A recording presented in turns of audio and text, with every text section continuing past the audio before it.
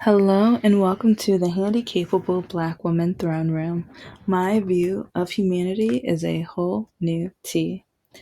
Well, hello and welcome back. And if you're new, I am the Handicapable Black Woman. I talk about politics, especially, and dating nightmares. I spill a lot of tea about my personal life, things been through as a person of color, African American, and I have other nationalities, but that's the one that the cops see when they pull me over.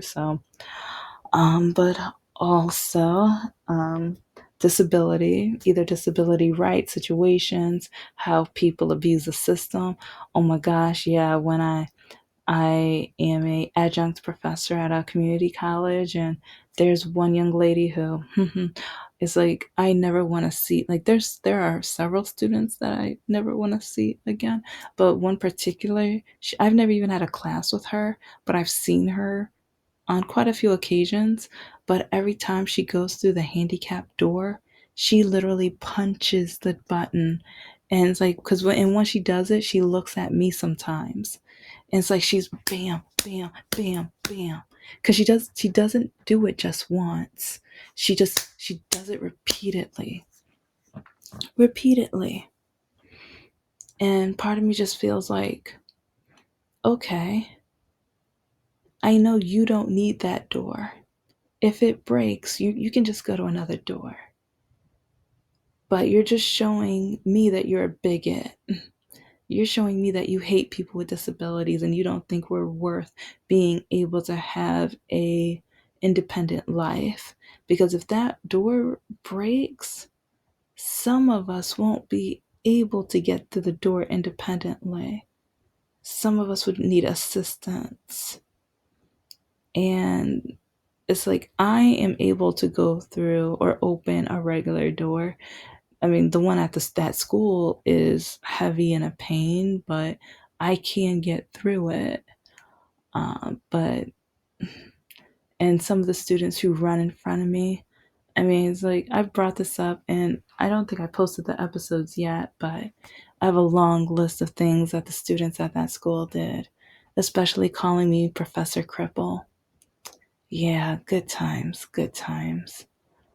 And that's one reason why I don't know, just sometimes, like, I've said before, I'm changing how, like, I'm now going to be a little bit lazier with my teaching style, a lot lazier, because I used to change up my projects every single semester. I like, kind of like a party. I created a whole theme for the semester so that the students can be creative, and like when they talk to their friends who took the same class, they can compare and contrast what the theme was, what they did, what projects.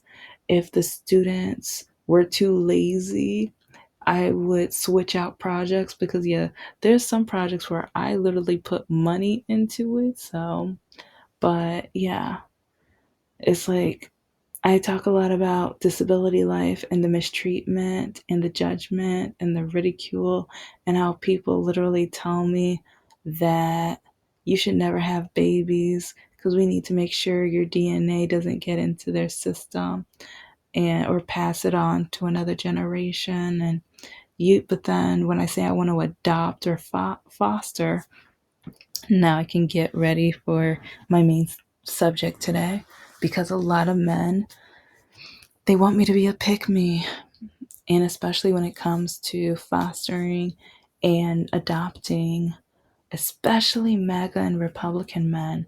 It's like I have the screenshots to prove it, but so many of them tell me, you only want to adopt because you want money from the state. You just want money from the government. That's the only reason you want to adopt. Um, no, no. For one, I'm not married, and especially since I'm probably never going to get married, I do want to have kids, and a lot of there's a lot of foster and like kids in the system who need a home, and they need to have, like, they want love and compassion and empathy towards them, and I would love to do that. And a lot of men tell me, Well, just date me. I have kids, take care of my kids.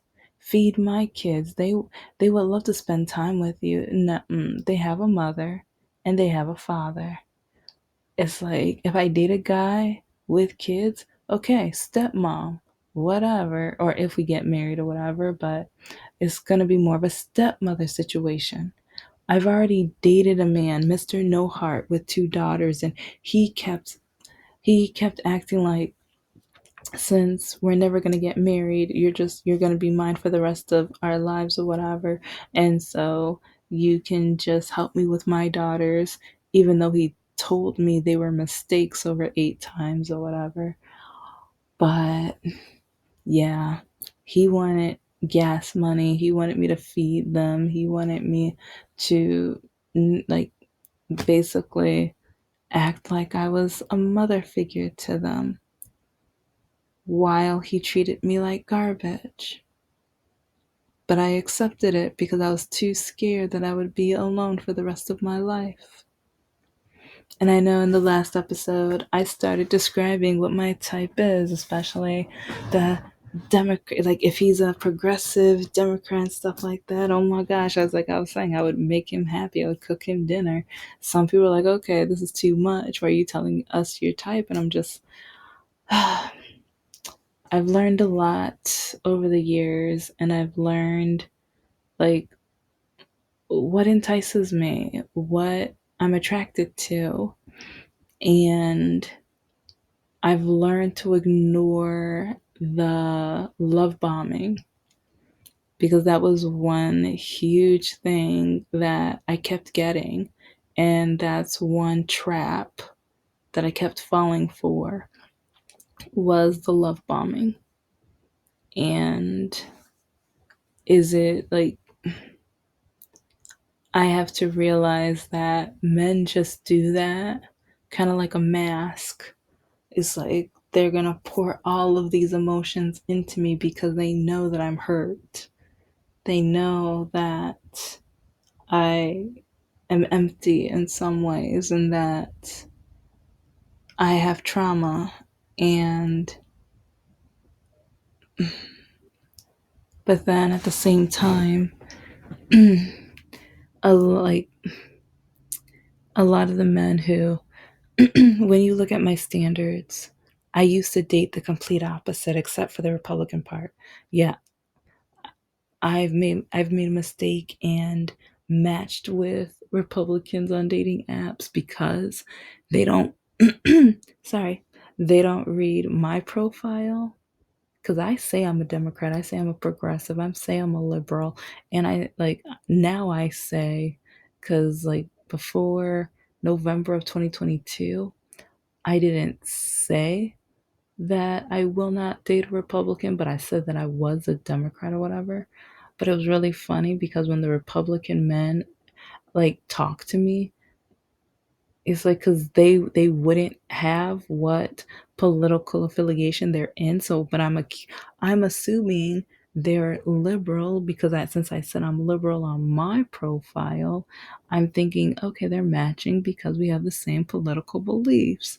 But then I find out no, they're Republican. But now that they're finding out that I'm liberal, now they're calling me trash and that I should die and go to hell and all this other stuff.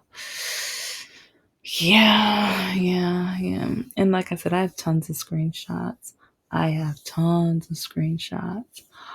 Or I should be eliminated off this earth before because I'm not gonna sleep with them. Yeah. Or one guy called me a man last week. I think it was last week, or it might have, no, it wasn't a week and a half. It might have been a week and a half ago, but it hasn't been 2 weeks yet. But this guy literally called me a man because I didn't want anything to do with him. Because when he wrote to me, because on my profile, with this one app. It used to be two apps, but one guy keeps hacking my profile because he can't stand because I'm a progressive. It's like he has gone into my account at least 3 times this year.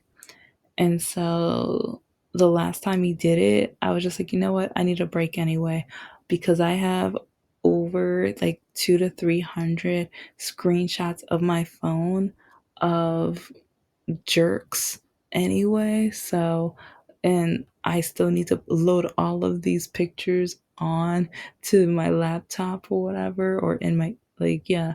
So I was just like, you know what? I'm just gonna let him do what he's doing with with my profile. If I lose it, I don't really care. I really don't like. I have so much proof now, but I don't know. It's just with the whole like dating apps and stuff. Like with Meet Me, I started posting the awful, the screenshots of the awful men that would post or email me, and so men would see them. And some men would apologize, saying that not all men are like that. Men would say, F you, you no good. It's like you have all these standards anyways. No wonder. It's like you stupid, like garden hoe, whatever. And it's like you think you're gonna ever find a man with these standards, you stupid, blah blah blah. Mostly Republican men, like 80, I think 80 to 85% white men. And but part of me is just like, if you're on a dating app and you see my profile, if you see we don't have anything in common, why waste your time and write me when I don't meet? As like, we won't have anything in common. I probably don't meet any of your standards, but you're purely upset because you don't meet my standards. I'm one woman. I'm not even attractive, really. I'm not. The only men who say I'm beautiful are the ones who want to use me. I found that out. It's like only men who think they can use me and traumatize me and treat me like garbage. Those are the only men who say I'm beautiful. So now I know that I'm not attractive.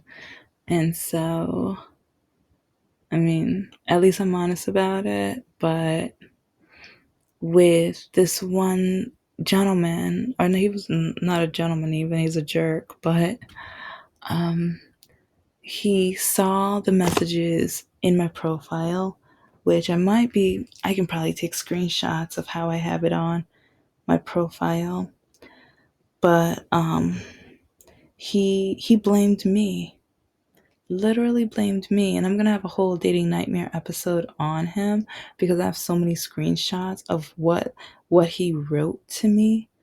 But he literally called me a man because I'm not going to jump when he says jump, or because since he was rude to me at the beginning of the messages and he blamed me for men harassing me and trying to traumatize me, he is like, and he threatened that he was gonna come and hurt me if I didn't act right.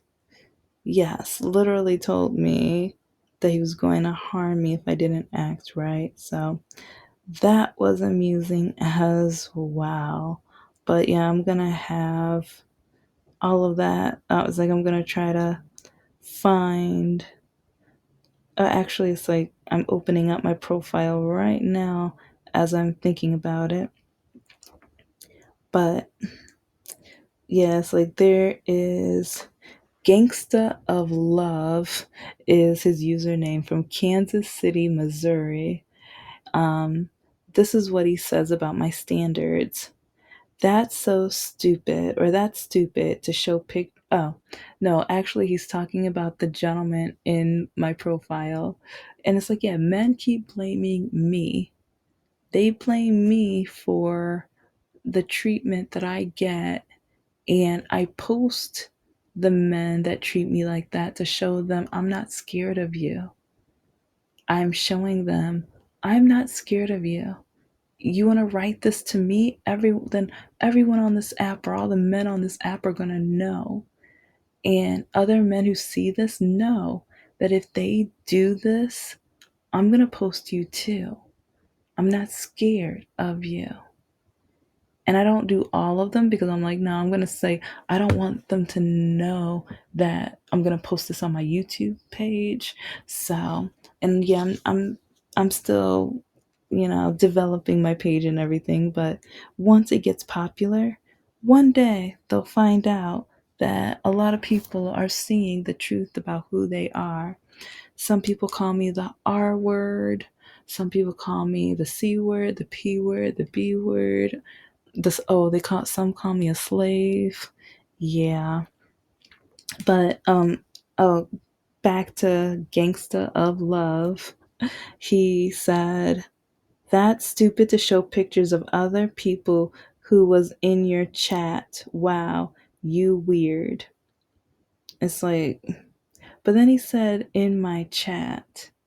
Okay, well, they weren't in my chat. It's like, because when you first write somebody, it's like you have to allow them in your chat box. And I really don't like Meet Me in this area because I hardly write any of these people, hardly anybody. But if I check my box to see who's the next message or whatever, sometimes it'll just get into my inbox even though I never wrote them or anything. And I'm like, okay, now this is allowing this person to write me now, even though I did not give them permission to write me. Since I looked in my box, it's like, they're just like, oh, you looked in your box. Okay, we're going to let them write you now. And it's like, no, no, no, no, no, no, no. And so, but yeah, I might, he's probably going to be a dating nightmare, but I might put it in this episode. So, but yeah, that's Gangsta of Love. And then let's see. I think this one Aaron from 49, or Aaron Mitchell from 49 from Roseville, Michigan. He wrote me that I'm effing garbage. And then Jason R 22, doesn't look 22. That's a hard 22, from Ohio.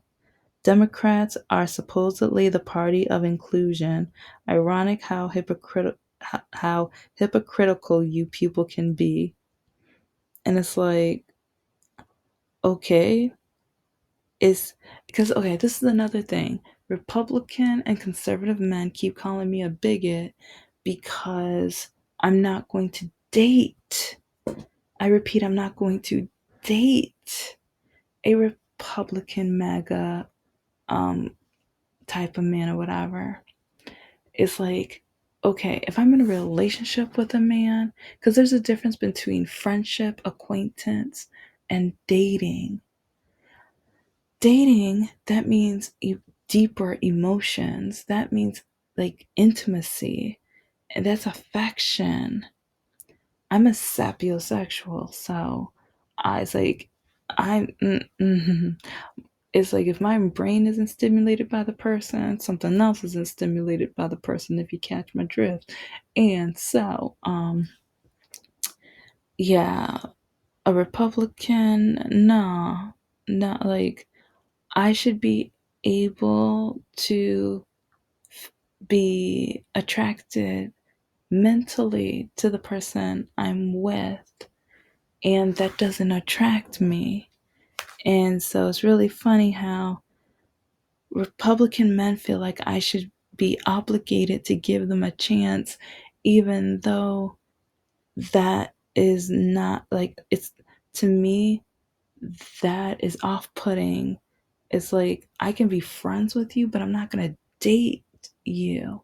And then some call it a race, and it's like any race, nationality, creed can be Republican. And so I don't know, it's just, and this is a white guy too, but to me, it's just like, okay, white men, if you don't know what diversity, equity, and inclusion is, then you really need to take a diversity and equity class. But then you want to take it out of all of education, even though you have no idea what it means. And you have the nerve to say that I am going against inclusion when it's literally like who I'm going to date to possibly marry. I'm never like, okay, I'll get off the subject and you guys will see the screenshots and everything, but Jason disgusts me. Yes, Jason R disgusts me because he has the nerve to say I'm hypocritical when he doesn't even know the definition and he doesn't even know how it's like there's a difference, and I should be allowed to date who I desire, who I'm attracted to. I'm attracted to Democrats, I'm attracted to progressives, just stupid. Oh, but okay, he has more too. So you don't support the one person out of Trump and Biden that actually spent his own money to secure freedoms for people of color. That's a lot. And then he does, see, he's brainwashed too. How can you support the people that hate you? Shaking my head to each their own. Wow. Like he is just out there.